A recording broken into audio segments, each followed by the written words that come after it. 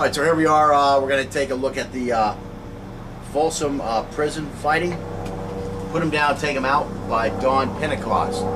And one thing I want to say, if you've read this, hopefully if you're looking at this and following along with the lessons, you've read this text. Hang on one second. The sheriff's helicopter is going.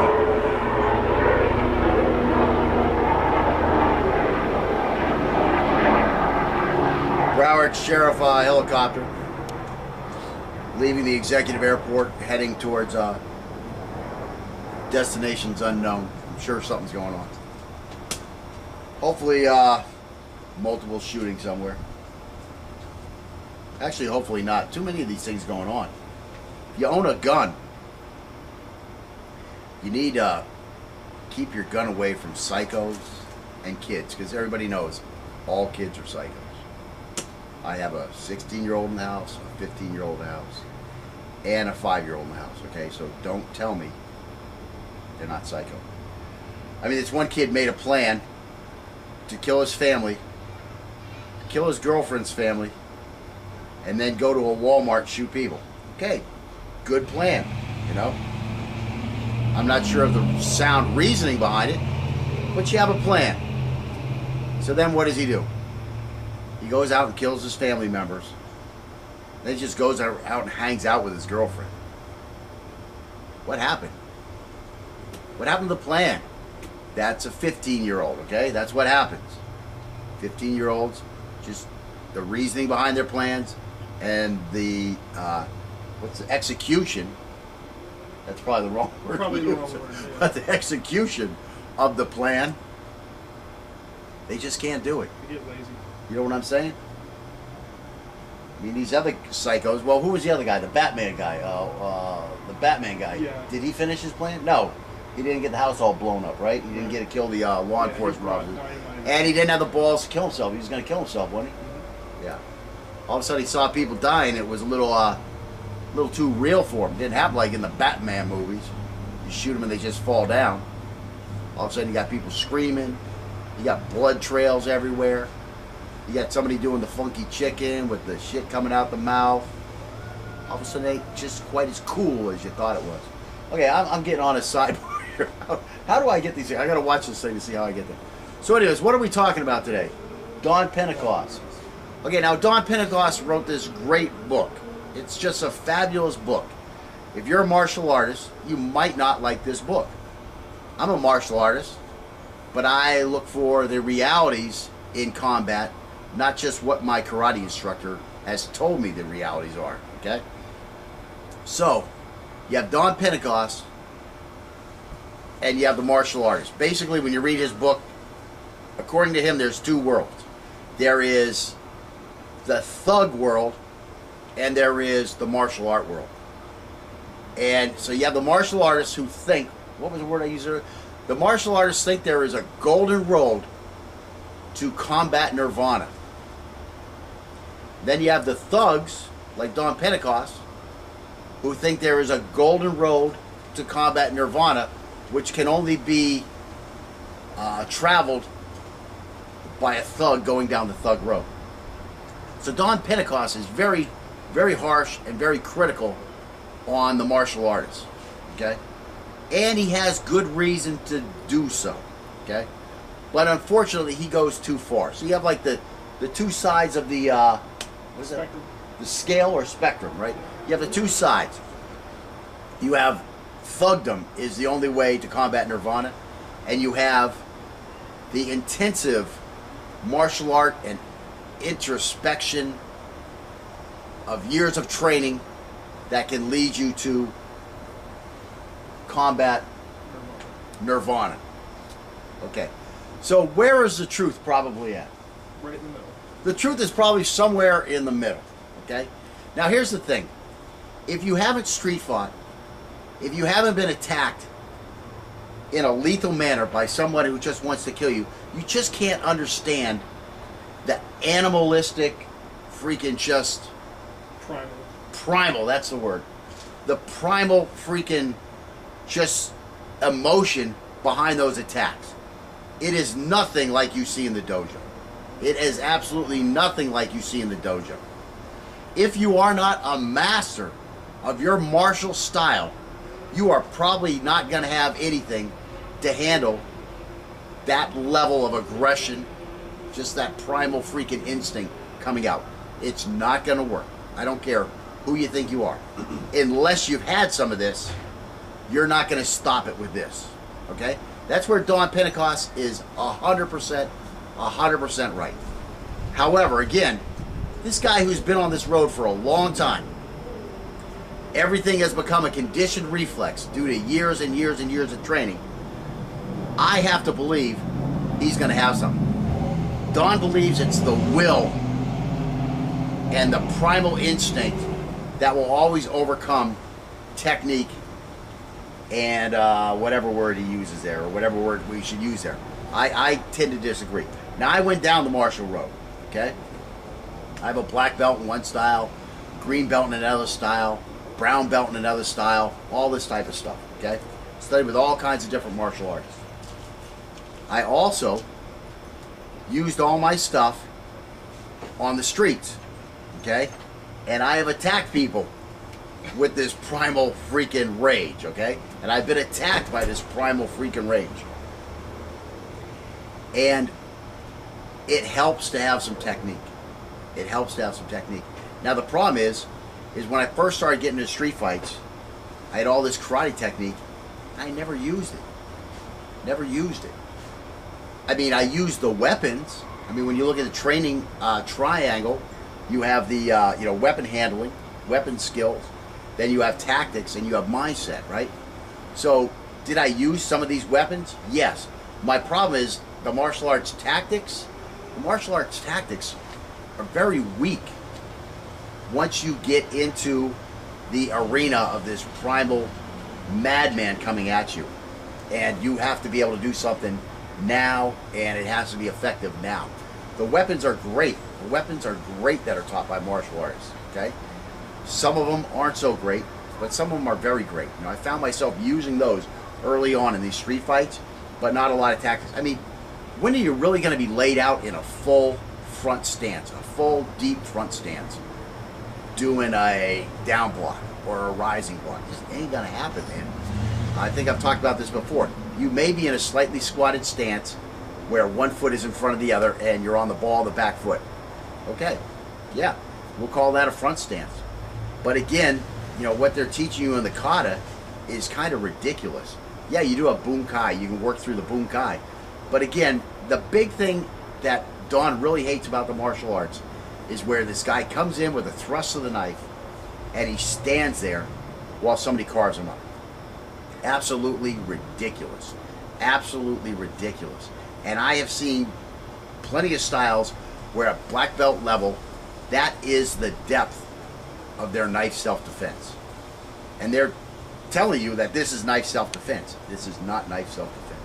It is nothing close to knife self-defense. That's the problem. That's where Dawn has his problems, is that type of stuff right there. It's not going to work. It's never going to work. It's never going to work. There's just too much pressure on you from a real knife attack to do something like that. Now, I've been having an argument with this guy on YouTube called ACT Combat 1. He has a karate school. And Dawn Pentecost would just rip this guy a new ass. That's all I can say. Because this guy is everything on Dawn Pentecost that there is about his knife fighting skills. I mean, it's literally comical. He has one video he calls something about a psychopath attacking you. And he has this guy who is definitely out of shape. Probably couldn't move fast if he wanted to. I mean, he went to this guy's school. So, you know,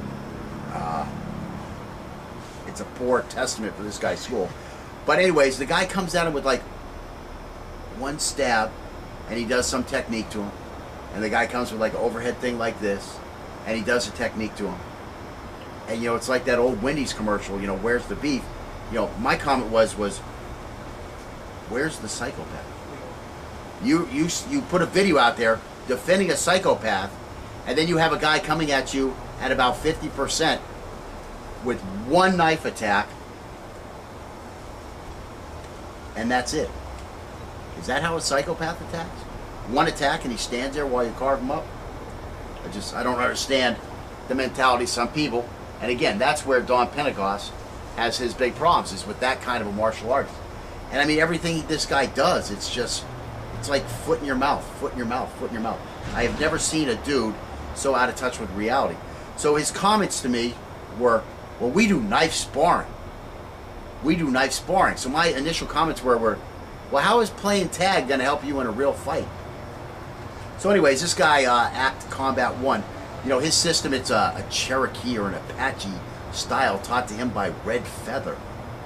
So anyways, the first thing in Don Pentecost's text is, and I'm in complete agreement, is anybody who holds a knife out in front of them is an amateur.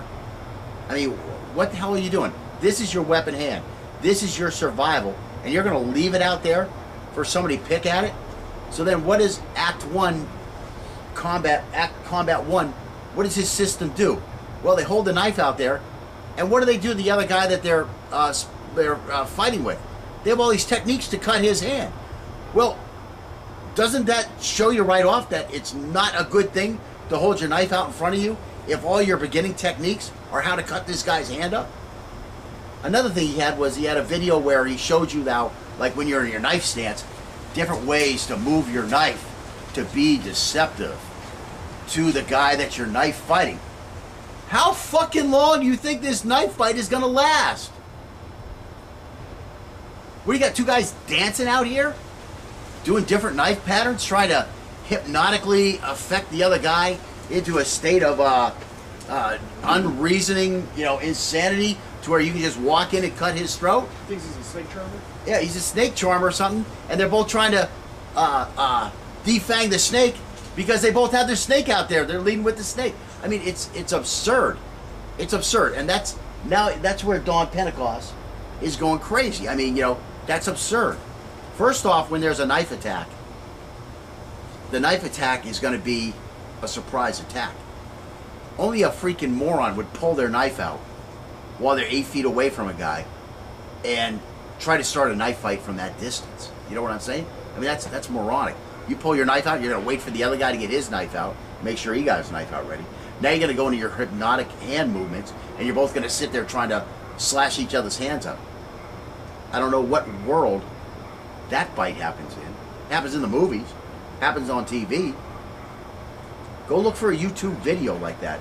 Go watch, I don't know, if you're a law enforcement officer, you know, go try to get a video of that and post that, you know, for me, if that's how people really fight with knives. Because I've been in knife fights, and what happens is some shit hits a fan, somebody pulls a knife, and freaking they start attacking.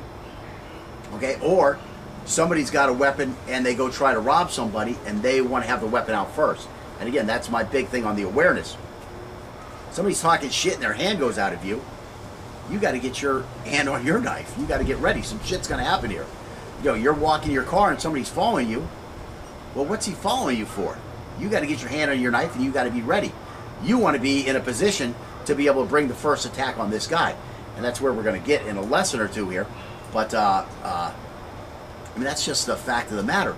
It's not going to start with two guys standing at intermediate intervals swinging their knives back and forth. That's not reality. So then, you know, this guy, he keeps saying this, oh, it's the sparring. You know, it's our sparring is where it really comes in. What you're doing is you're just looking at basic training, you know, but the sparring is where. So then I finally look at all his videos, and I finally find a freaking sparring video. And that's what it is. It's two guys playing tag with a knife. They're both trying to get each other's hands and do this, and they're jumping around. It looks worse than most point karate tournament fighting looks. I mean, it was absurd. So yes, I can see why Don Pentecost would go all the way over here when he's seen guys doing that type of shit. Well, let's see. I was doing the martial sign this side. So you see guys doing this type of shit. And then he's in prison and he sees real fights and he sees this kind of shit. And, you know, if you spend your time in prison, there's probably another guy in the prison who was one of these guys. So this guy probably has a good chance of meeting up with one of these kind of guys. So Don probably had opportunities to maybe actually fight that guy himself or to see a fight like that. or to hear about fights about guys like that from guys who, you know, are all tattooed and fucking scarred up and still alive. So he knows that, you know, they at least have had some fights and they have some experience with this stuff.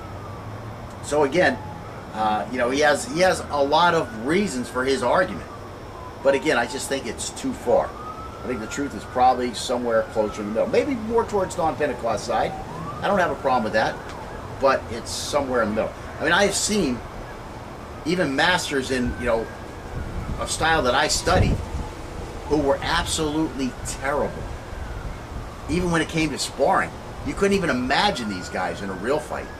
You know, these guys were trying to do kata like in sparring situations. And it was absurd. It really was absurd. I mean, this one guy, I remember I was sparring him. He was at least a 4th degree. He might have been a 5th or a 6th degree. He wasn't old yet. He was in his 30s, you know. And we were sparring with him. Matter of fact, Bill Wallace and I were sparring with him. I brought Bill up there. So anyways, we're sparring with this guy. And you would come in and you would score, you know, we're doing point fighting. You would come in and you would score your technique. An obvious, you know, score. And then this guy would, whoosah, afterwards. And he'd be like, what the F was that? And he'd be like, I got a point. And it's like, okay, yeah, you got the point. And, you know, later on, we're driving home, me and my other buddy and Bill, and we're talking, what the hell was wrong with that guy, man? That guy was a freak, man. I mean, it was literally a laughing freaking stock. I mean, all of us were, you know, cognizant of the fact that, you know, the points he was scoring were, you know, it was done. And what we started doing after that was we wouldn't hit the guy, and everybody started doing it, you know, in the 3 of us. Yeah, you wouldn't hit the guy once, you'd hit the guy 4 times. And even after you hit him 4 times, he might hit you in between your first and your second or third, your third and fourth, or after the 4th, but he would always give a "Oosa!" Like he got something. It's like, dude, you just got knocked out 4 fucking times. But of course, you know, we're nice to the guy. You know, it was at his house. He had dojo in his backyard. You know, he hung out in his jacuzzi afterwards, and you know, he got us some Japanese beers and all this type of stuff. So I mean, a real cool guy. You know, a definite martial artist, but no clue. You know, when it came to this side over here, I mean, just totally lost on this side, and thinking that, you know, he was hanging in there with Bill Superfoot Wallace. You know, I mean, just unbelievable. So anyways, that's what Don's talking about. And that's what we're going to look at today. We're going to look at this side. Just primal freaking attack, okay? And if you have a martial knife program, knife self-defense that you teach, okay? And you can't stop this attack with it, just erase that from your system and teach the other stuff, but leave this alone. Because you're going to get somebody killed, okay? You're a con man. What you're doing is you're building confidence in your students with a sham, okay? If you're teaching knife self-defense, you have to have, first you have to teach the dudes about awareness. Second, you have to teach the dudes how to get their weapon ready before this guy gets on top of them, if you're going to teach a knife defense course, okay? And then you have to have attacks on your students that are real, okay? You can't have these one-stab techniques and it's all over. This guy has to come in with at least a combination. I mean, you've been watching us through the course at this point, and you've been seeing how we went from the one stab to working our way up to combination attacks. And believe me, we have a hard time not jumping into a full sparring, you know, session when we do these things. I mean, we had a couple of them where we were going off, and believe me, people were getting the freaking shit cut out of each other. You know, and we'll get to that when we're ready. When I think we're ready for that, we'll do it. I mean, yeah, we play around and we do some here, but you get a lot of training trolling going on because one guy's doing the drill, one guy's sparring. But definitely, you know, at these points, there are outstanding points to start sparring, you know. But we're really not there yet. When we get there, you'll see all that. So anyways, I know this is kind of a long and wordy freaking thing going on here, but you know, it's time to look at Don Pentecost's techniques here and get some drills going, right? Yes. Have we talked enough? Yeah. Man, they just can't do it. They get lazy. You know what I'm saying? I mean, these other psychos. Well, who was the other guy? The Batman guy. The Batman guy. Yeah. Did he finish his plan? No. He didn't get the house all blown up, right? He didn't get to kill the law enforcement officers. And he didn't have the balls to kill himself. He was going to kill himself, wasn't he? Mm-hmm. Yeah. All of a sudden, he saw people dying. It was a little too real for him. It didn't happen like in the Batman movies. You shoot them and they just fall down. All of a sudden, you got people screaming. You got blood trails everywhere. You got somebody doing the funky chicken with the shit coming out the mouth. Go to a Walmart, shoot people. Okay, good plan, you know. I'm not sure of the sound reasoning behind it, but you have a plan. So then what does he do? He goes out and kills his family members. Then he just goes out and hangs out with his girlfriend. What happened? What happened to the plan? That's a 15-year-old, okay? That's what happens. 15-year-olds, just the reasoning behind their plans and the execution. That's probably the wrong word. Probably the wrong word, yeah. But the execution of the plan. All right, so here we are. We're going to take a look at the Folsom prison fighting. Put him down, take him out by Dawn Pentecost. And one thing I want to say, if you've read this, you know, hopefully if you're looking at this and following along with lessons, you've read this text. Hang on one second. The sheriff's helicopter is going.